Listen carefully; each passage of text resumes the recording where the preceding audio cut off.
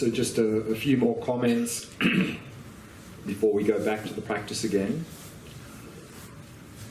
So if you find that in the practice you've simply lost interest, you've become bored, then that's a good opportunity, a good time to reflect on the benefits of the practice. So like everything in daily life, if we don't really appreciate the benefits of something, of course we'll be very bored or have no interest in doing that activity. So if we can really reflect on the benefits of this practice, and of course there are a lot of benefits for daily life, that if we can cultivate this calm, clear, focused mind of Shamatha, this practice, then of course in general our mind will be much more calm in daily life, much less stress. We'll be much more focused and effective in everything we do. We'll have much less mental afflictions arising in our mind.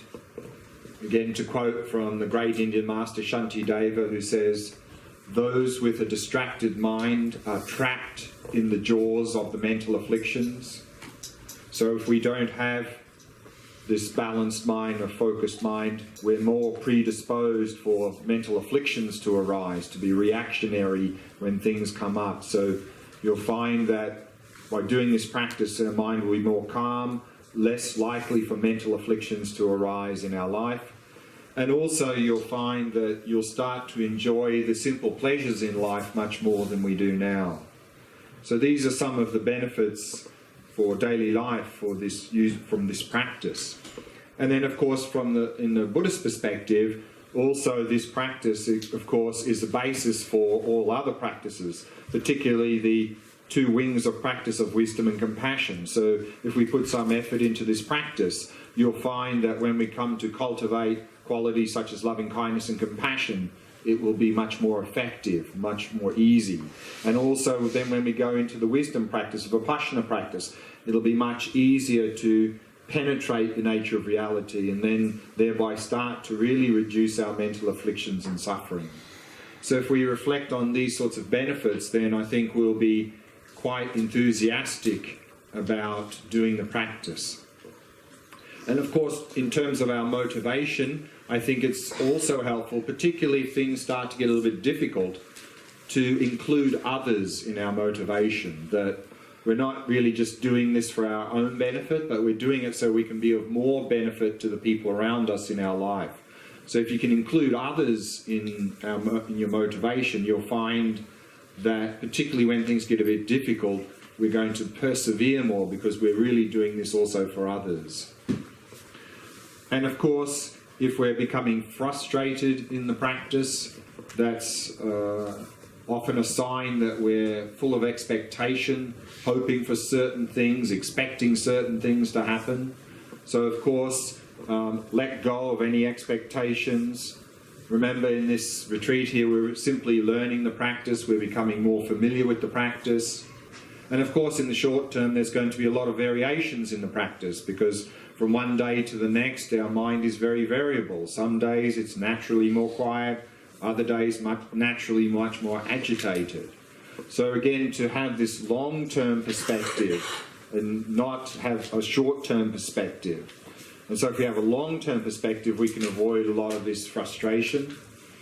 And remember again from Shantideva, he says, no matter how difficult something seems, everything with practice becomes easy. So all we need to do is practice, to be patient and persistent and keep practicing, and then slowly over time it will improve. And then of course, if we find ourselves distracted in the practice we're doing, if we're constantly getting caught up and distracted, then again what we can do is use some tools as a beginner to help overcome that heavy distraction. So again, if we're focusing on the breath, you might like to introduce counting or noting the breath.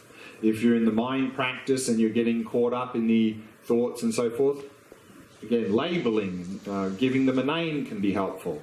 Or simply going back into the body, back anchoring yourself in the rhythm of the breath. And similarly, if you're simply resting in awareness and you're getting caught up in appearances or just blanking out, then also go back into the body, into the rhythm of the breath. Anchor yourself there.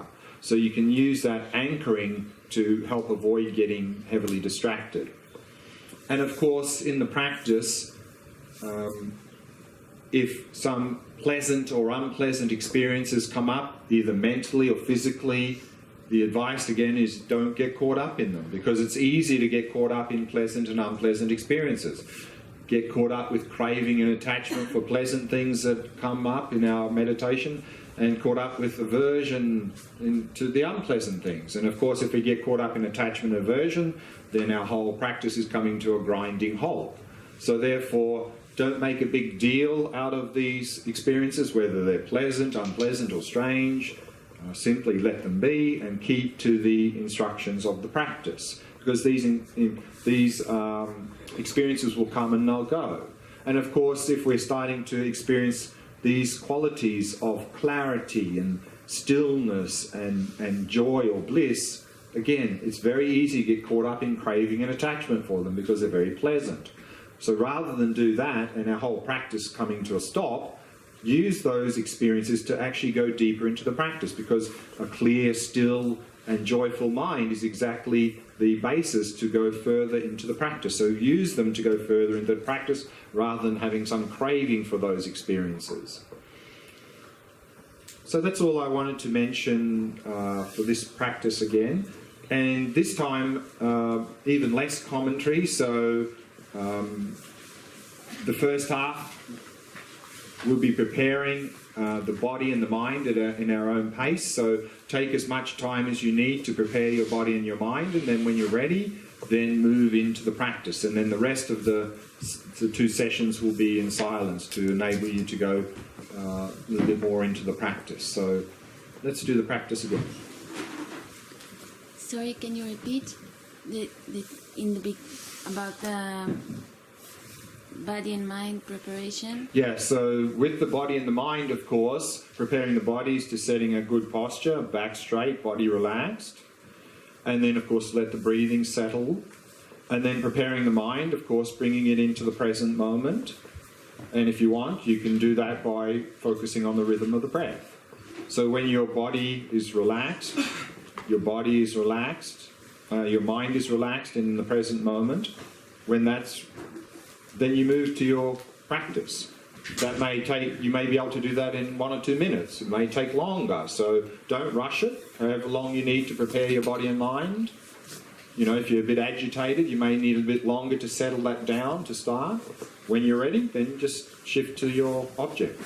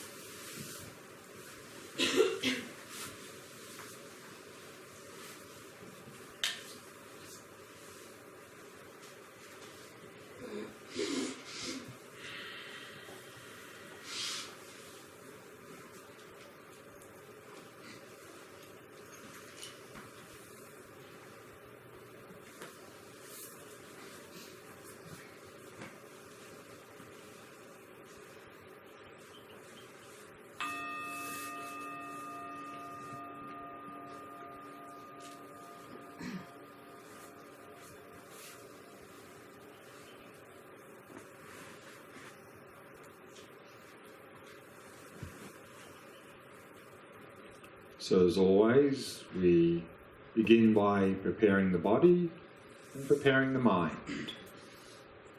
So in your own time, establish that basis of a relaxed body and mind. And then when you're ready, shift to attending to your chosen object.